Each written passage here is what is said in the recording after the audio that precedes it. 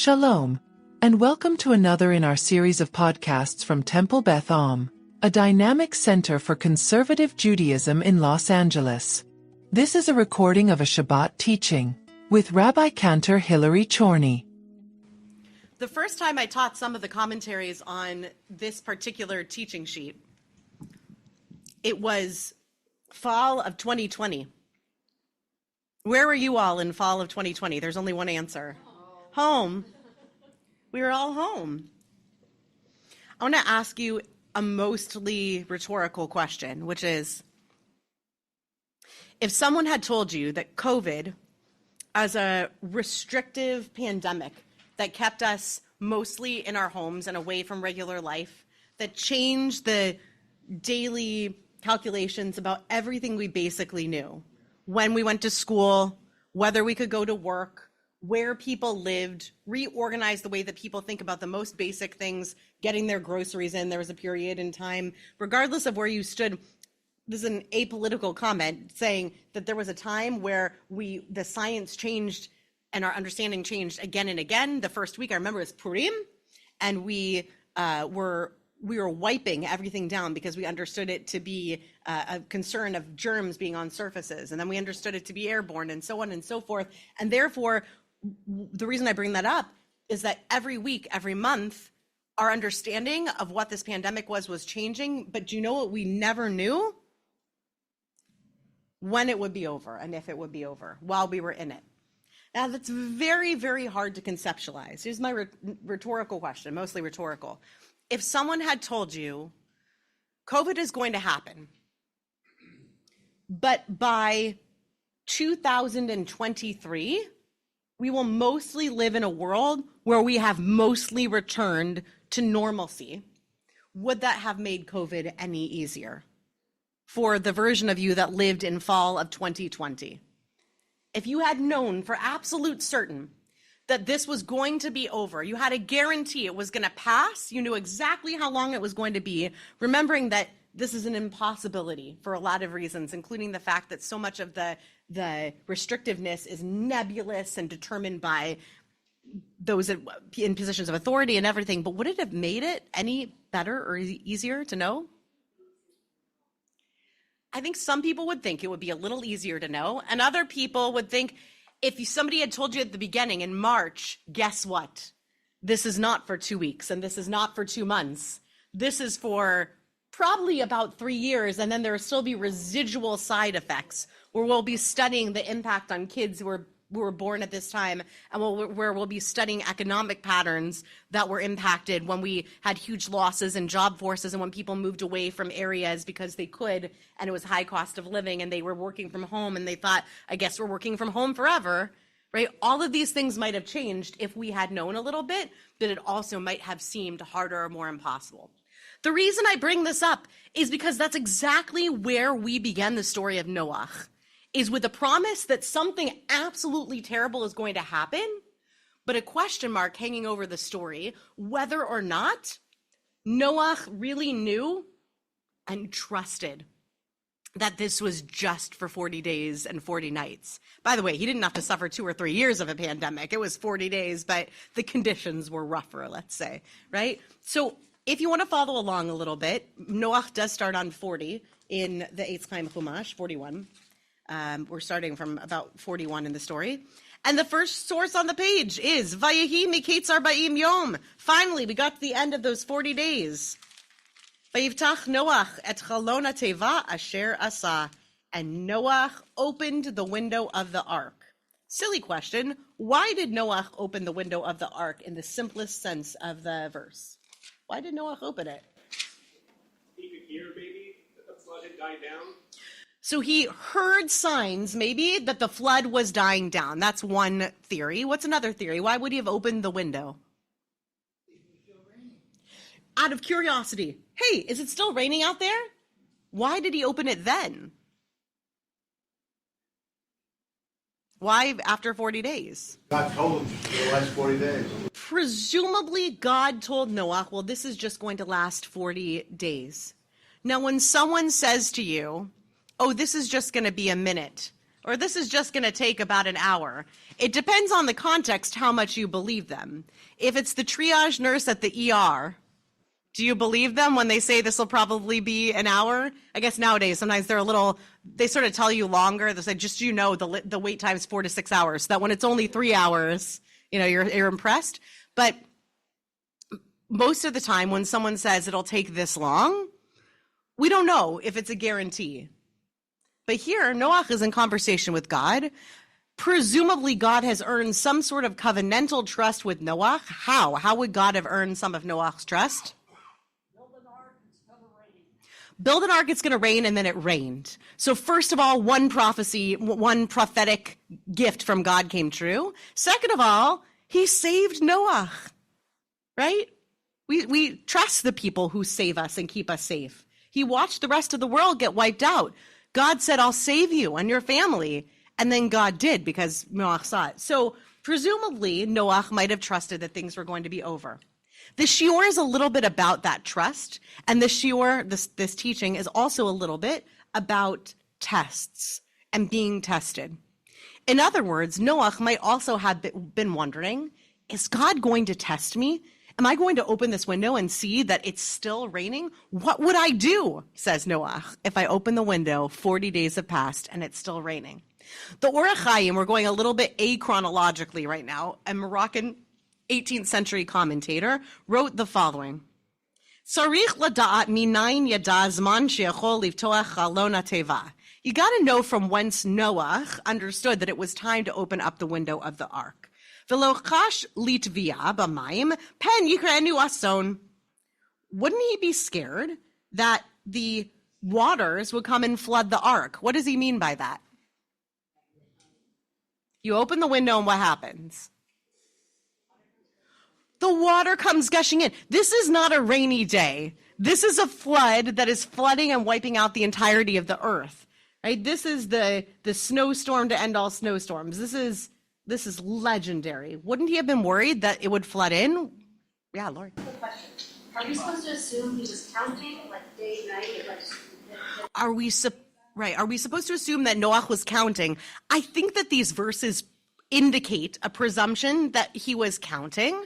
And also, I would ask the question, what's your guess with Noach as a human character? Would you guess that if he was told it would be 40 days, that he'd be counting? Probably. So we're going with the most as many of you know, Noach as a story is one of many ancient stories about the earth being flooded and humanity, a small sliver of humanity surviving that flood. It's a common Mesopotamian area myth that kind of pervades lots of different cultures.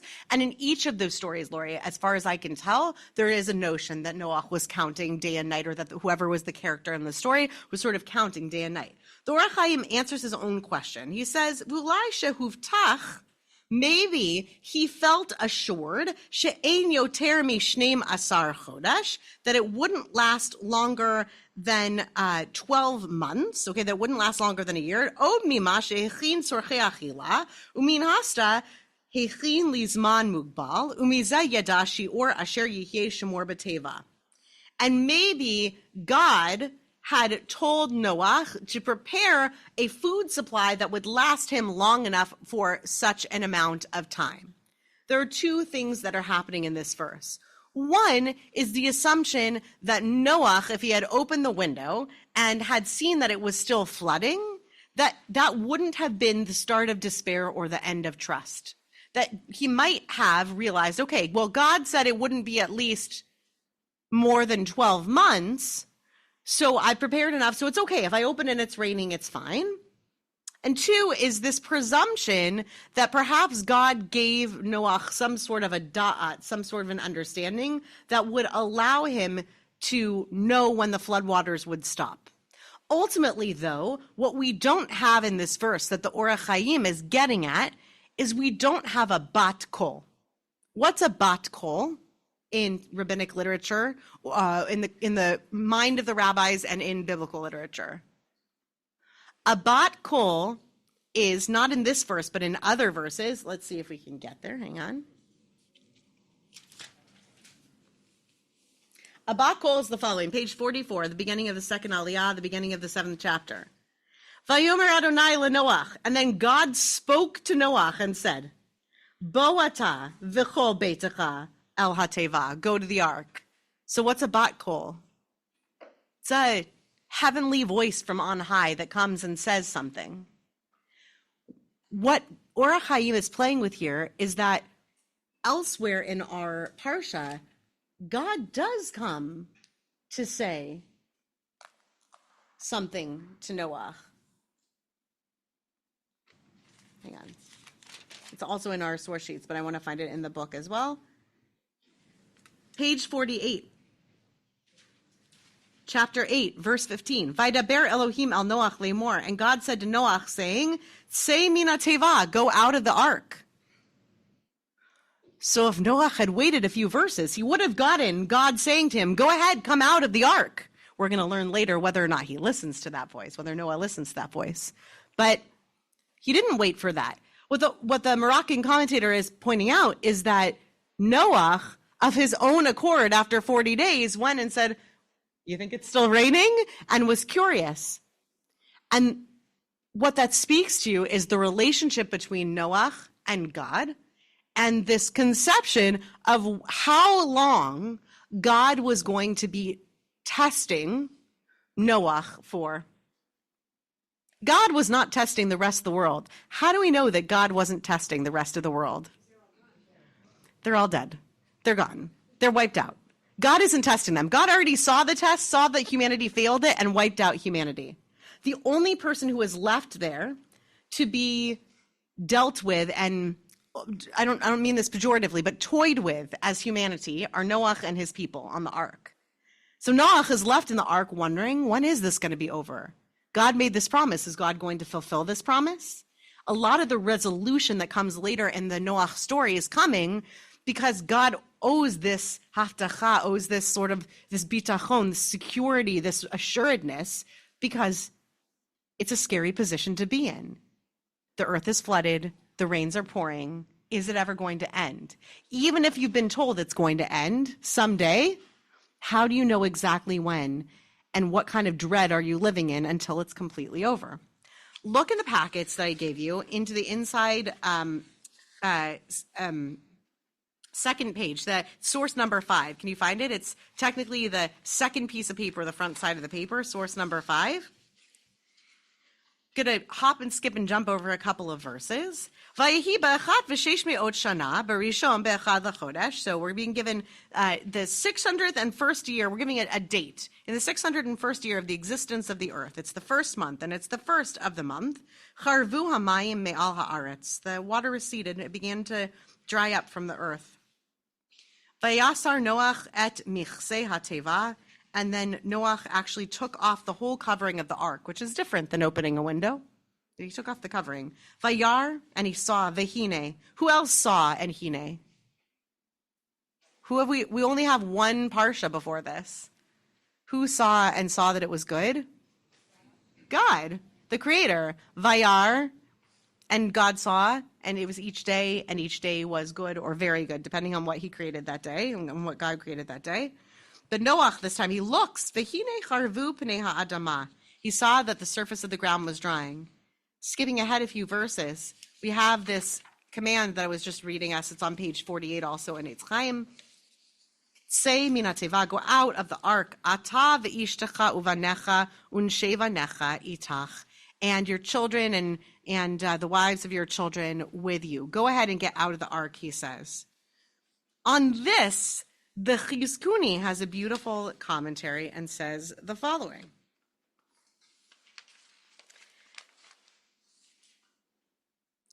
Go out, and when you check the text, you're going to find that Noach did not follow God's instructions. Take a look in your in the Chumash on page 40. Nope. Page 4. Is it the bottom of this one? It starts at the bottom of 48 and goes on to 49. Remember, God just said, go out, you and your children and your children's wives, right? With your wife and your kids wives. But then in verse 18, Vayetze Noach, Noach goes out, Uvanav ve'ishto unshevanav ito. And then Noach went out together with his wife and his, Noach uvanav, ve'ishto unshe vanav ito. Some read this verse to say that Noach only went out with his sons. Because the instruction from God was go out with your wife, with your sons, and with your sons' wives. But the verse says he went out with his sons. And the order matters. Obviously, this wasn't everybody just screaming and running. Not obviously. Maybe they were all screaming and running out of the ark at the same time. Hooray, dry land. But the image that's created here, really digging into the simplest meaning of the verse, is that Noach goes out, and he goes out first just with his sons. Why isn't he following instructions? There's an argument between Rabbi Nechemiah and Rabbi Yehuda. This is what the Chizkuni is bringing to us. And according to one of them, Noach was punished for not taking advantage of living with his wife again immediately and making more Jewish babies. No, not Jewish yet, sorry. Making more children by, there's a story that we go on to hear that perhaps Noach did a procedure such that he was not going on to sire more children at that time. What these rabbis are arguing about is the following idea. Maybe what God meant was, Noach, the earth has dried up, the flood is over, go out, and now the first thing that you're going to do is to go out with your wife. And in the imagination of the Torah, in the imagination of this ancient text, the most important next thing that he can do is this pru or vu thing. You go out and because you have to repopulate the earth. It's the most important thing. There are no other humans. You're all who are left. It's up to you. It's like any sci-fi movie where it's just a couple people left, right? There's no different than this narrative. We absolutely need to repopulate the earth in some way. And some of the ancient rabbis, Rabbi Nechemiah and Rabbi Yehuda, argued about whether or not Noach was betraying God's will at this point. I want to ask, if it were the case that Noach were refusing to go out with his wife, in other words, he wasn't interested in going back to creating more children at that time, why? Why do you think that wasn't the first mood leaving the ark? Let's repopulate the earth. What do you think, Irv? He might have been worried he was out there to see if he was safe. How do we know it's even safe out there, right? You remember the first time that the orders were lifted for us to be just stay at home during COVID? I actually think this is a very important apt remembrance because it's the one collective memory we all have recently of being given orders from on high, and then we go back to living regular life. And we think to ourselves, what, aren't they just going to get on the news in another 4 days and say, get back in there? How does Noach know? God's not going to say, you know what, I don't like this version of humanity either. Get back in there. How do we even know that it's safe out there as it is? We're going to come back to the birds on that in a minute. The birds are going to be our biggest clue. Okay? Any other ideas why Noach might not have been eager to do God's apparent will to go out there and fill the earth with more life? Maybe his age. So maybe God chose a representative of somebody who's not excited to get out there. And let's just imagine that God thought that God had made a choice in someone who would go out there and repopulate the earth. I think we have to assume that this is not an argument against that answer, because I think that's a great answer. And I think that the concept of old age and siring children is nearly non-existent in this sort of fabricated legendary universe of Bereshit. We're going to hear parsha after parsha that you can be as old as you want and still, particularly for the men, but even for the women, as we know, Sarah was very old when she finally had her first child. So I think that the conception there, in our own logical minds in 2025, that would make perfect sense. I think in the context of the book, most likely they would not have thought of age as being a stopping factor, because it's all magical. The earth was just flooded. It's all a bit of magical imagination. So I want us to enter a mindset of Noach being in a state or a phase of being tested by God. Yes, Bob. I'm not following it, because it says here, Noah came out together with his sons, his wife, and his son. Right. So God said, go out with your wife. and your sons and your sons' wives. Noah went out with his sons. God said, says in verse 16, Tsei min hateva ata ve'ishtecha, you and your wife. Verse 18, Vayetze Noach uvanav. And Noach, the order of the verse is, and Noach went out with his sons. Not first with his wife, not first with his partner. That's what it is. Now, I'm glad you dug in. It's a very tight read on the verse. And it's a deliberate kind of overread on the verse. And the question is, what is the mindset of all these rabbis who are wondering so deeply why Noach might have been disobeying? There are two things happening in the rabbinic imagination. Number one, why would Noach have trusted God at all? Why would Noach have opened the window? Right? Why would he have thought that everything was going to stop? And then there's also the argument from the ancient rabbis, Nehemiah and Yehuda, and Rabbi Yehuda, who are arguing, why would he have not trusted God? In other words, I think both things are reasonable, logical conclusions. Why would you ever trust the God who flooded the earth? But also, this is the God who saved you. So how do you know, is this a test? Is this not a test? Is it time to get out of the ark? How do you know when it's safe? This is the beginning of a covenantal relationship. And the beginning of any tight covenantal relationship is fraught with doubt. Not necessarily despair, but doubt. How do you know who to trust? God lost trust in humanity, right? Right. Could he have been protecting his wife, going out first with his sons to see if it's even safe, kind of to piggyback on Irv's idea? And Seth, yeah. I don't know how well Hebrew bears this out, but I noticed in the eighth time, towards the beginning of Noah, talking about how corrupt the earth was and corrupted ways. I was reading Robert Alter's translation. Yeah. When one of these rabbis says that Noah proved more chaste than even commanded, seems like the reason for the flood in the first place was because he was behaving opposite way of chastity. Right. Seems like where's the acceptable? Great. So Seth is pointing out that one of the reasons given earlier in the chapter for the flood itself is that humanity was not acting in a way of chastity. And we would connect that idea also with this notion of when is it okay to reunite husband and wife and going back to intimate relations and things like that, right? And I'm making the connection correctly. And I'm going to tie that back into this idea of trust, which is that I can imagine that during the time of the ark, it wasn't even necessary for God to have made any prohibitions which our rabbinic voices read into the text, even though they're not explicitly there, to say, this, I want to point out, this is assuming that Noach and his wife would not have been intimate in any way on the ark at that time, because they would have felt it was prohibited to do so while the earth was under this deluge. And now how do you know when it's okay to return to that? How do you know without God explicitly saying so, since God just destroyed the earth for all of this inappropriate activity under that same umbrella? Absolutely with you on that thought.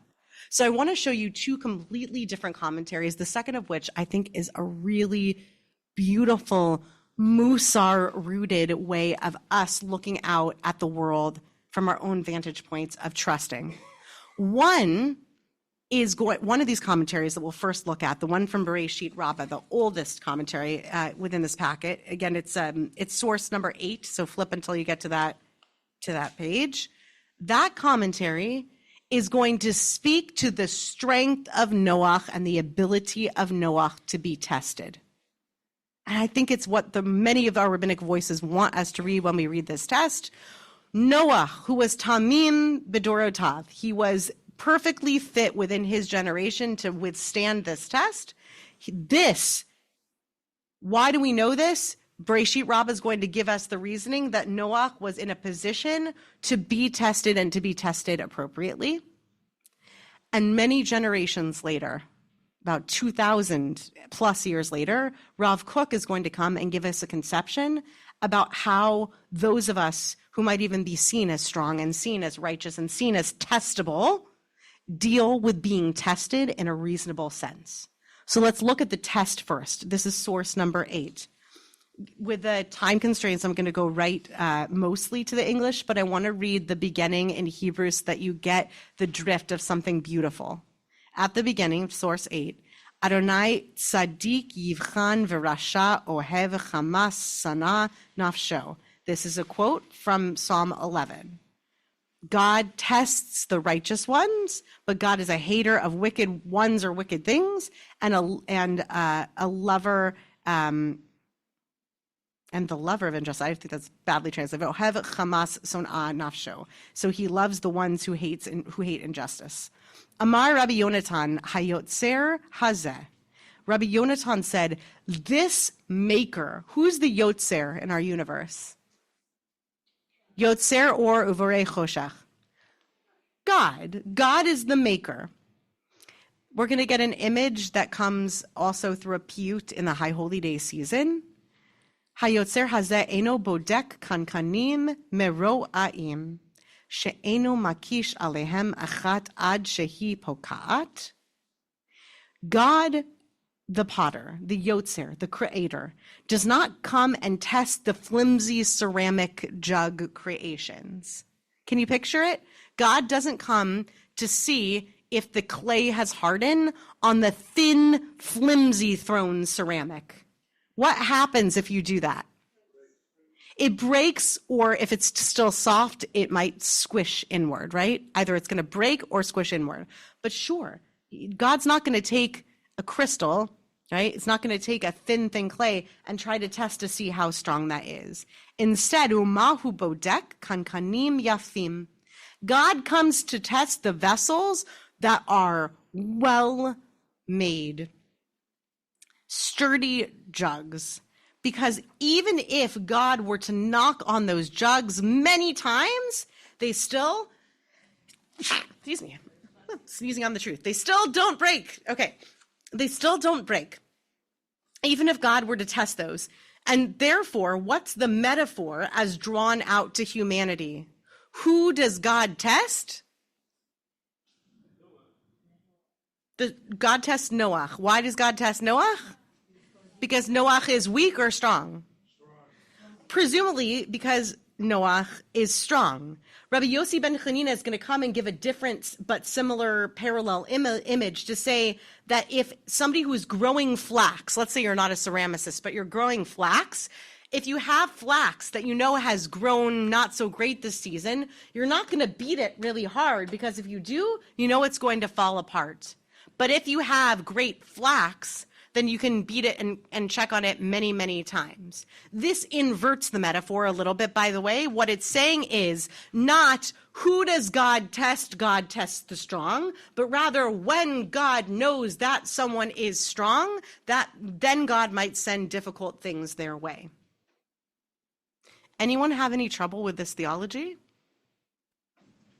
Brian, you have trouble with this theology? Yeah, I mean, I so being as vague as possible, I deal with chronic illness. I'd rather not. Right. If you, for example, were to deal with chronic illness and you would rather not, this is not necessarily a comforting message. God only tests the strong ones. This is a version of God never gives you more than you can handle. And that's a very dangerous pike to go down. Brian, you have more to say. I'm also thinking about everything Job goes through. You know, his daughters get killed, and he doesn't get the same daughters back, as far as I'm able to read in the story. And that's right. So Job, who is tested mightily, who loses his daughters, there's no comfort that later he's given more children and his house grows again. He still lost those daughters.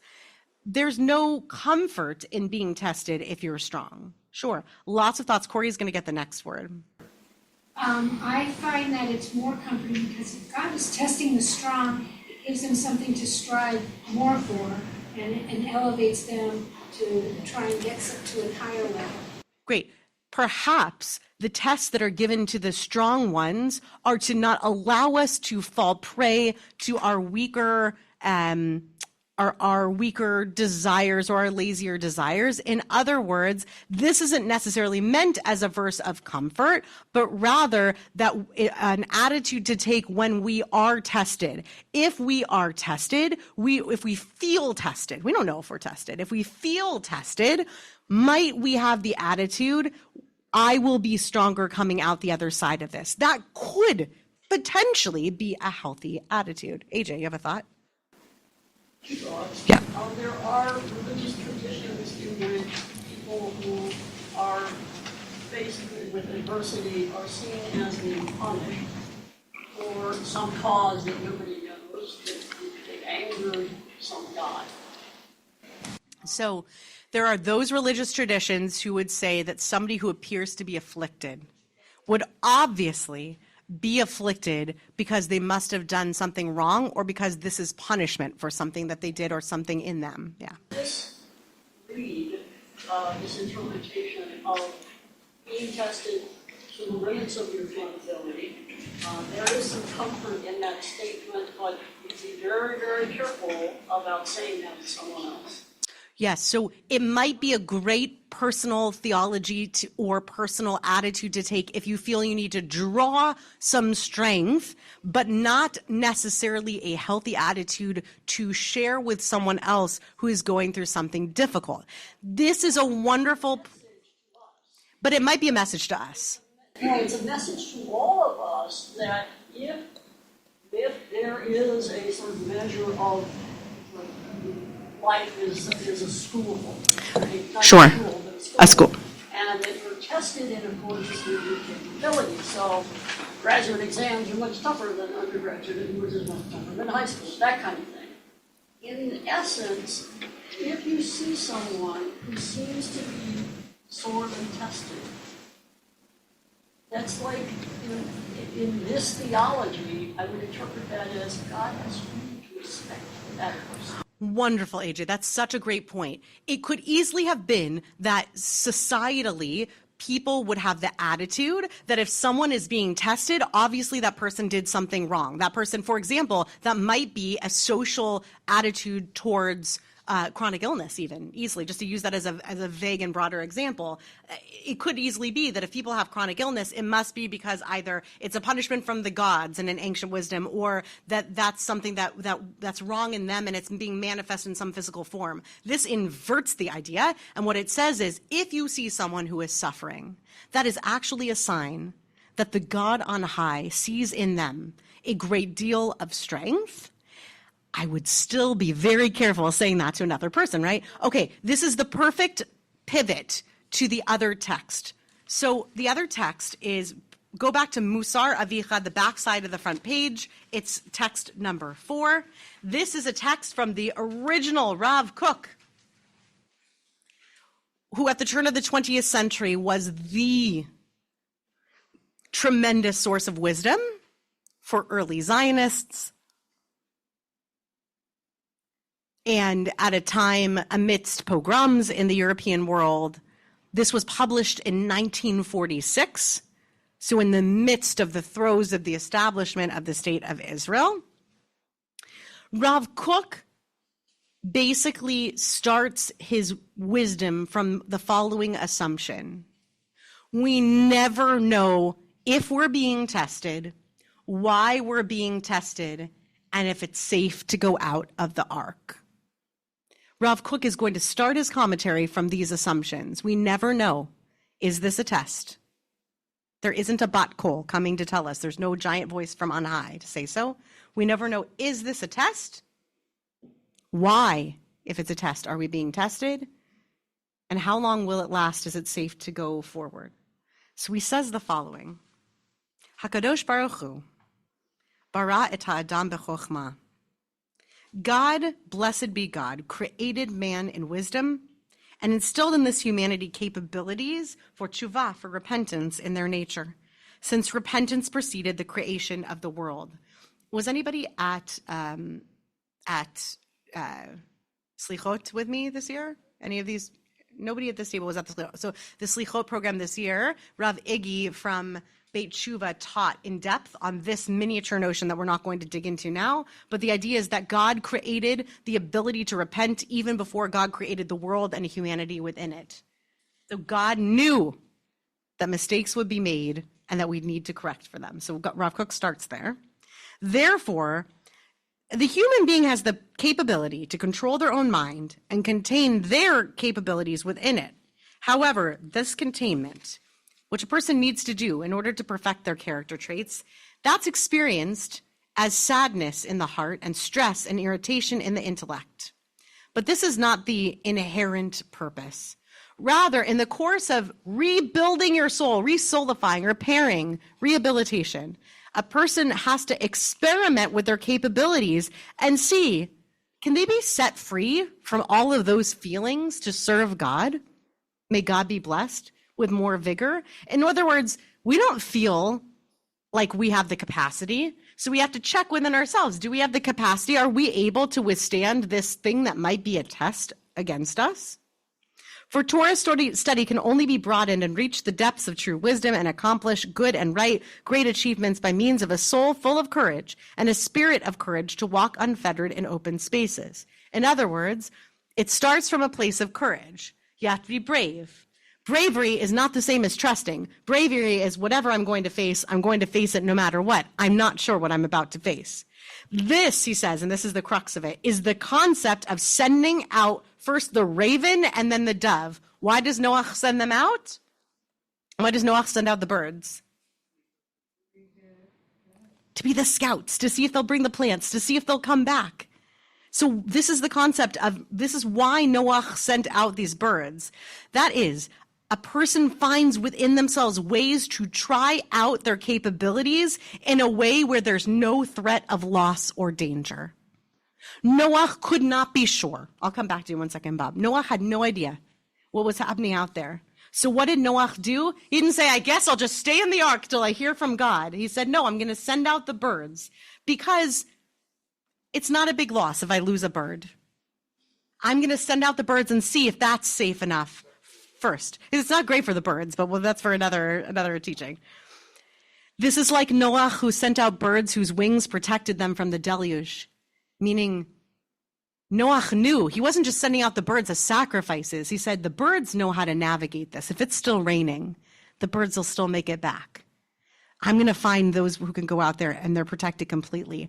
And when Noach saw that the corruption had not been completely corrected, he gathered the birds back into the ark until he knew that the surface of the earth was entirely dry. This is a little bit of Rav Kook's imagination here, but neither here nor there. He then introspected. He looked at himself extensively until Noach felt, okay, it's right to try again, and sent out the birds again. For the glory of God, may God be blessed, and for the fulfillment of God's Torah. A little anachronistic, but very cool. This is along the lines of what the Lord, may God be blessed, said to Noach, namely to leave the ark. So we're very short on time. I know people have other thoughts to share on this. I'm very excited to hear. I want to offer a closing word so we can move to Kaddish D'Rabbanan, and then later come find me and let's talk more, but I want to wrap this up in time so we can do Havdalah. So here's the last thought on this.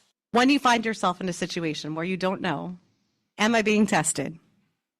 If I am being tested, why am I being tested?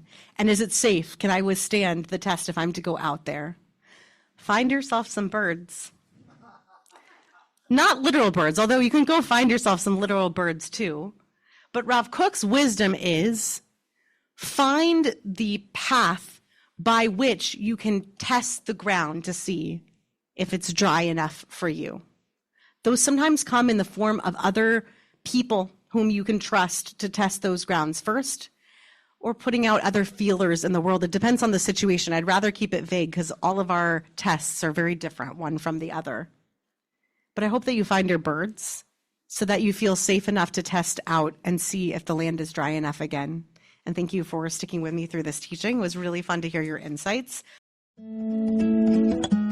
You've been listening to another in our series of podcasts from Temple Beth Am, a dynamic center for conservative Judaism in Los Angeles. If you enjoy these podcasts, we invite you to write a review on the Apple Podcast website or wherever you get your podcasts. For more information on Temple Beth Am, Los Angeles, please visit www.tba.org. la.org.